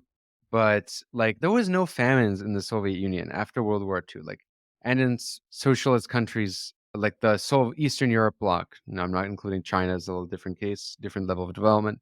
But after World War II, there's really no famines in the Soviet countries. The issue that they face is like not so much a shortage of actual things, but a delay in when those things are met. Like, what would happen is people would just buy more than they needed. People would buy more than they needed sometimes, and as a result, like, the calculation was wrong and there wasn't enough stuff there, then there would be a shortage, a delay, and then what would happen is people would predict there were shortages, so they would always preemptively buy more things, and then you would have this chronic cycle. Like toilet paper, it happened a lot where people would stockpile toilet paper. We saw glimpses of that during COVID, actually, but you had this kind of much more frequently in the Soviet countries. So I guess when you're saying like that issue is no longer a problem for actually existing socialism. Now we have the kind of data in real time to like understand consumer behavior at a much higher level. But I guess the question still remains when it comes to like products that are more unique in nature and more, I guess the use economic term, elastic demand, in the sense that it's not a basic essential good. It's not even necessary, but it might just add to someone's happiness or comfort in life. How would that be like in planning? Because I know some people dismiss this question by saying, well, the uniqueness of products under capitalism is just marketing. And even if there's some truth to that, that still, like, adds to the whole existence of being for people. They're, like, attracted by novelty. And it's not something we're even, like, conditioned, I believe. I think it's actually, like, in our psyches because kids are the most attracted to this. Apparently, kids wanting Legos in Soviet countries was, like, a huge overlooked aspect as to, like, parents being like, "Oh, this system isn't working." And it sounds ridiculous, like, "Why do you need Legos? Just use your wooden toys, who cares?" But people are attracted to novelty, and that's something I wonder, like, how does state planning, a planned economy deal with that? No matter how even if it's super efficient. Okay, a couple things. So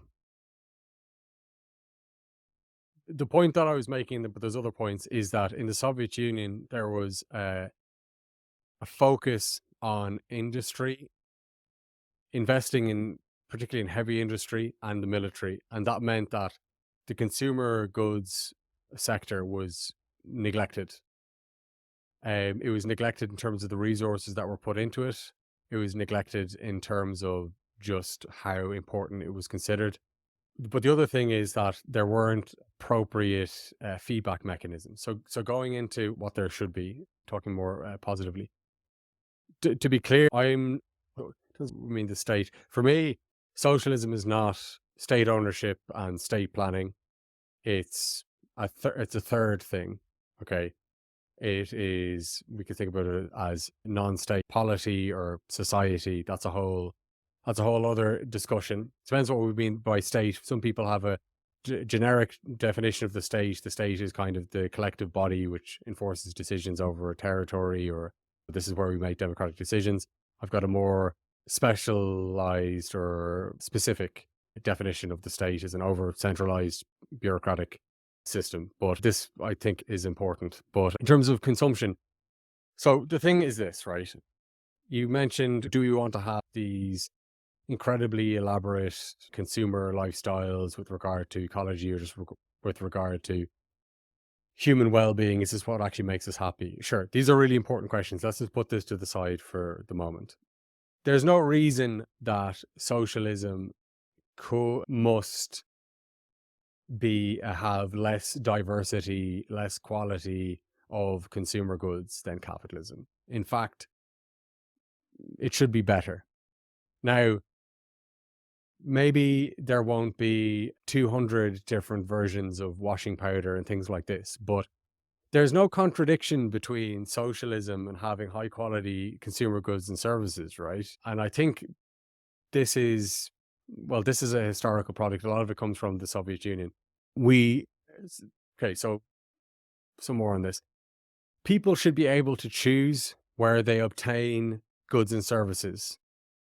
Okay, so you shouldn't have to turn up to a particular place and receive a standard ration of things, or this is the only shop where you can obtain things. You should be able to, as we're familiar with, if you want to buy a pair of jeans, okay, you should be able to go to this shop and look around. Do you like them? No. Or maybe you buy them, they weren't very good, they fell apart or something.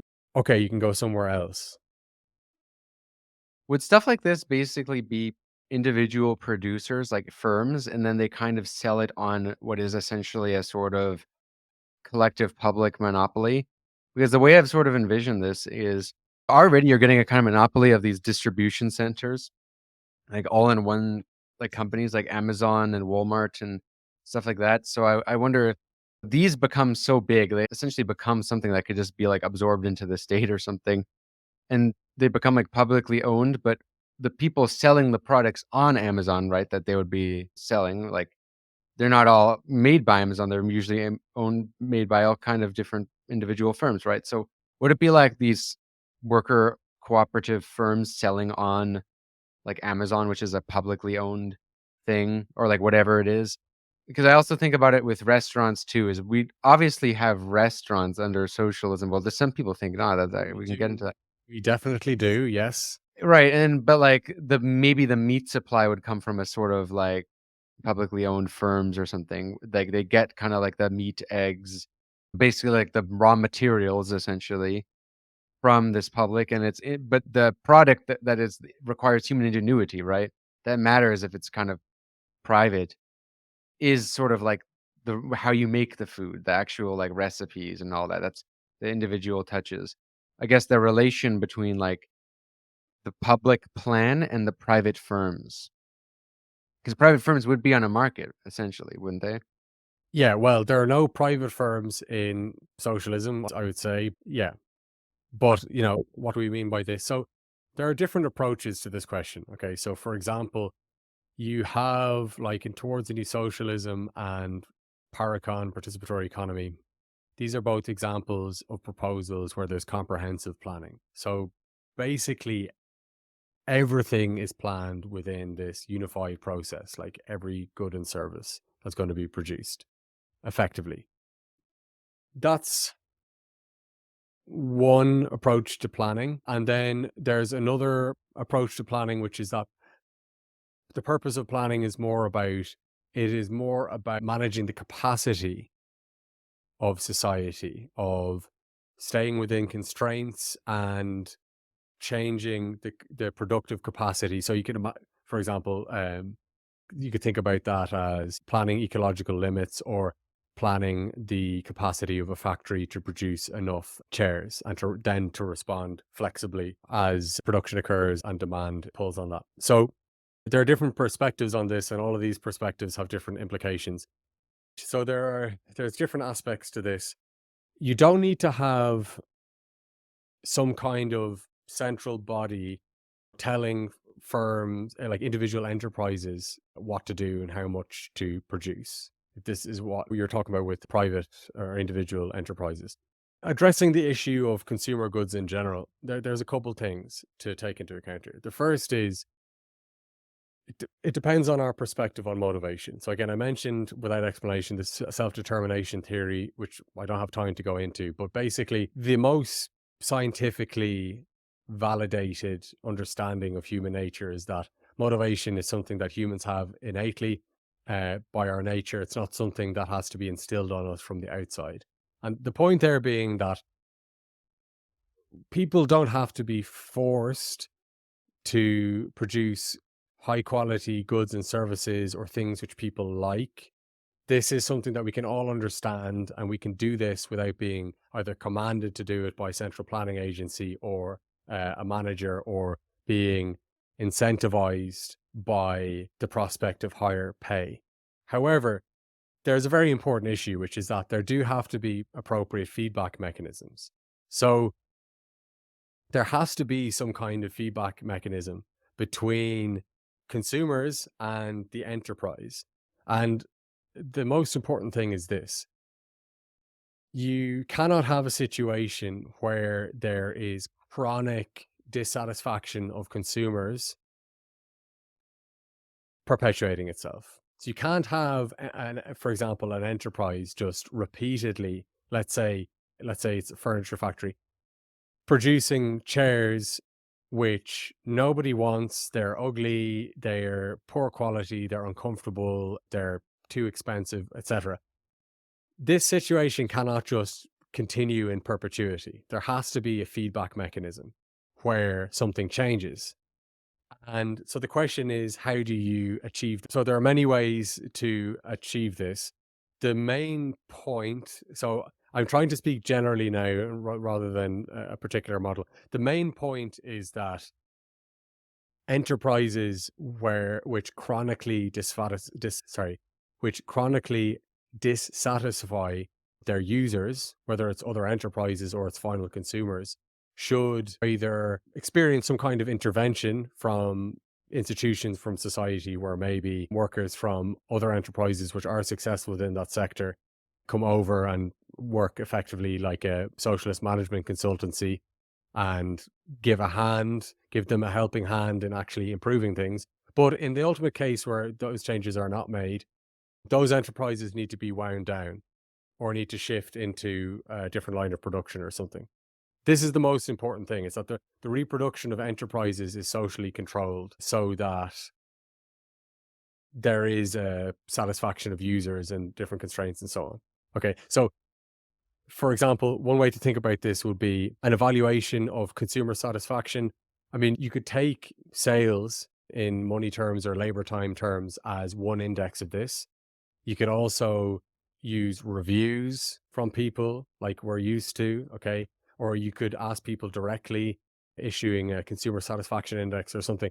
The point being is that if this is low and it never improves, that enterprise is not going to be reinvested in by society.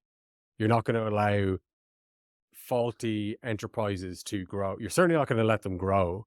And really what's going to happen is they're going to be wound down, and other enterprises which are more successful are going to be reallocated those resources. And this is the most important thing. It's about the growth dynamic of enterprises, which we tend to confuse this, I think, with the resources allocated to individuals. There's no reason that we need to pay people more to incentivize them to create good consumer goods and services. But what you really need to make sure is that the enterprise itself its growth is regulated in the correct way. Does that make sense? Well, I think what people mean is not so much that everyone wants to be rich, but that you're going to be rewarded in some way for your labor. And I mean, even the Soviet Union at one point kind of did this. Like, even under Stalin, there were bonuses for people who worked harder.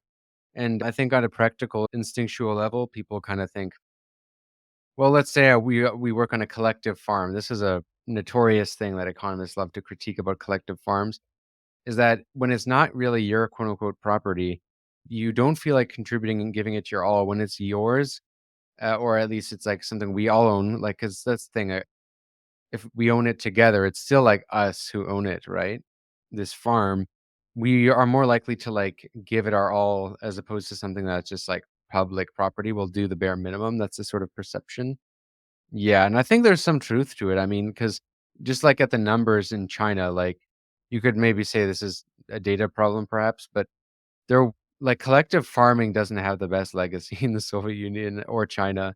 Like it's actually one of Deng's first reforms was the farming system, and that's what had the biggest spike in growth. Wasn't like the privatizations of a lot of things. Like Deng went very far with his market reforms, but the one that actually had the most immediate benefits was the 80s reform, which was the collective farming reform, which allowed private plots and people to own their own farms and export grain for a profit.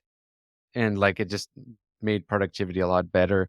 So you mentioned that your view of human behavior is essentially like it is, in a sense, self-interest, but it's beyond just like profit. So I'm kind of like people need a reason to contribute to things. That's what you were Yes. saying. So yeah, like I mean, what is the reason for people to be like productive under socialism? Because I think we still need to stress productivity because especially if you want to work less, right? If we want society to work less in socialism, that would be important is like reducing labor time, increasing OTM. That would kind of require, if we want to keep a certain standard of living, to have high productivity, right? So how do we incentivize like high productivity? Okay, so this is a really, again, a good question. It's really fundamental. So I've been doing a lot of research about this question in particular from the perspective of self-determination theory. Okay, and I'm going to talk about this in some more detail because I think this is really how the whole issue has to be framed. I think discussions among socialists on this issue have really lacked a rigorous, empirically based grounding, and self-determination theory provides that. So I think it is important for us to move beyond this idea of incentivizing people. That we need to stop thinking about incentivizing people.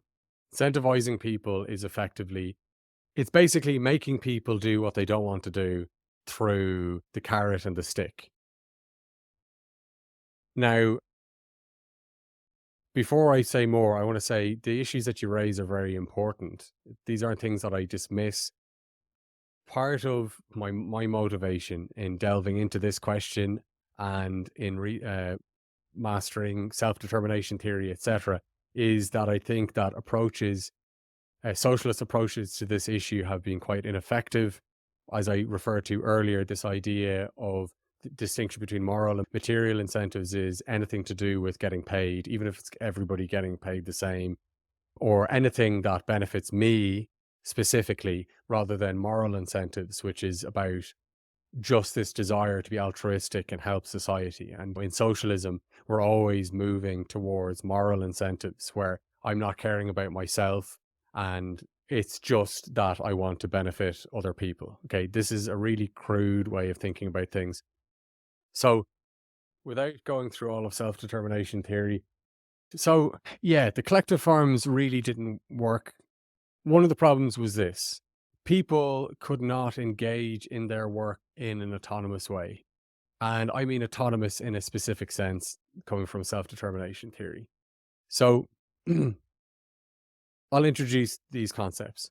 So normally when we talk about motivation, how do we talk about it? We think like we say basically people are either motivated or they're not. So it's the scale going from zero motivation to motivation. What self-determination theory does is introduce finer distinctions. And so one distinction is within motivation, there are different kinds. The chief distinction that's made is between what they call autonomous motivation and controlled motivation. So somebody can appear very motivated to do something, farming in a collective farm, or starting a company, or working a job in a call center, etc., or things that have nothing to do with work, like feeding a baby. People can appear very motivated, but the actual quality of that motivation can differ radically. So what is autonomous motivation and controlled motivation? Basically, controlled motivation is where people have low intrinsic interest and enjoyment in the task itself, and also so intrinsic motivation, and then poorly internalized extrinsic motivation. So it's basically you're doing it purely because of some kind of external reward or punishment, or your guilty conscience, or avoiding social shame from society and things like that. Okay, that's controlled motivation. Autonomous motivation means that somebody has high intrinsic motivation, so you're interested in or enjoy the thing inherently, or crucially, because not everything is intrinsically enjoyable and interesting. This is something that the left has to get. Turn all work into play and then automate everything else. No, this is not the solution. So autonomous motivation is either it's interesting or enjoyable, or it's something that you've internalized into yourself. You've made it your own. It aligns with your values or some kind of your purposes. It makes sense to you. So just expanding on that, let's look at farming. But it could be other things as well. If we come along and we're good Communist Party commissars, and we're sent by the local party to the collective farm in the village, and our job is to increase productivity. Now, there might be good reasons for that. We're trying to abolish capitalism, etc. We need to feed the cities and so forth. But if we come along and basically we are imposing this upon people, either at gunpoint, as often happened, but also in the more subtle case of trying to incentivize people just through payment, this will not result in a situation of controlled motivation. This will result in a situation of controlled motivation. Okay. Well, I mean, by gunpoint, we should just be specific so that the tankies don't get all angry. But the Stalin, it was kind of like agriculture was kind of gunpoint, in the sense that if you didn't meet quotas, or if you didn't accept forced collectivization. But in the Khrushchev onward, really, I mean, production wasn't really at gunpoint. The thing that most economists critique is just that it was really inefficient. I think it's important to mention that as well. But that's why I'm saying, there were different phases within the Soviet Union. It was around for several decades, and there are different phases, and there are significant differences between them. But anyway, about inefficiency. So this is something that's being dealt with. Yeah, to just continue the train of thought that I was on. So how can we have people really being motivated and bringing their full energy and commitment and vitality to something? We need autonomous motivation. But in order for people to have autonomous motivation, the thing that they're doing has to actually make sense to them. People have to have a real sense of ownership over it. And what I mean by ownership is I don't mean, I mean kind of emotional, psychological ownership. To really endorse what they're doing, to do it willingly, to experience it as a decision that they are making. And that requires a rationale, and it requires, why does this make sense? So for example, the rationale for increasing productivity in a particular collective farm. Is this rationale good? Has this been provided to the people who are actually doing the farming in a way that makes sense to them? Has there been a back and forth, an acknowledgement of the problems that they're having, reaching a compromise, etc.? All of these things, and also having control over conditions of work, etc. These are things which are necessary to have autonomous motivation. The thing is, if you don't have that, there's a lot more to be said about autonomous motivation, but I'm trying to be summary, believe it or not. The problem is, if you don't have autonomous motivation, then the only way to make people to work harder is by incentivizing them through rewards and punishment. So punishment, fear of being unemployed, maybe denunciation by the local Communist Party and things like that, or getting more money to be able to spend on consumer goods and services.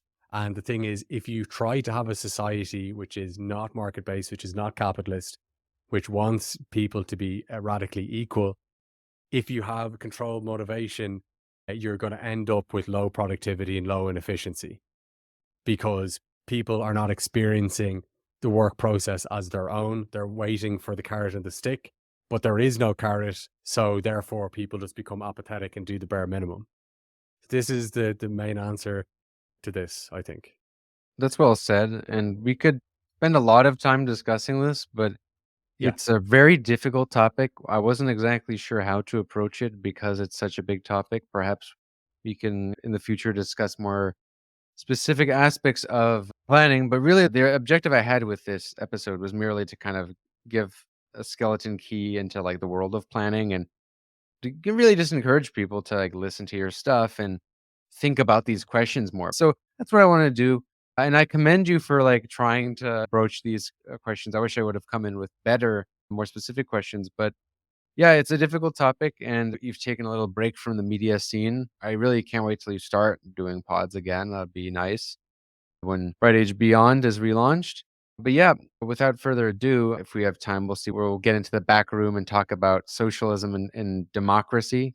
So if any listeners haven't become patrons already and you're regular listeners of the show, you should. You get an exclusive episode for every episode you get for free. So definitely become a patron if you haven't already. If you're broke, you're going to give a 5-star rating, helps. And yeah, check out After the Oligarchy, or what's now called Bright Age Beyond. Yes. So I'd just say before we go on to the next part. So yeah, thank you very much for having me on. I've tried my best to broach the entire subject of post-capitalism with varying degrees of success. But if people want to keep track of my work, you can find me on brightagebeyond.com, and anything that will arise in future, including getting back to making YouTube videos and so on, will be there. Yeah. Thanks for coming on, and we'll see you in the back room. My only hope is that when enough people become pessimist, then out of despair somebody maybe does something. But you know why I also like to be a pessimist? Because it's the only way to have a nice life. If you're an optimist, then always bad things happen and you are always disappointed. When you are a pessimist, then you look around, okay, there are bad, but from time to time something nice happens, and you are, as a pessimist, you are a little bit glad all the time, no? You are listening to One Dime Radio. Become a patron at patreon.com/onedime to support the show and get access to extra content.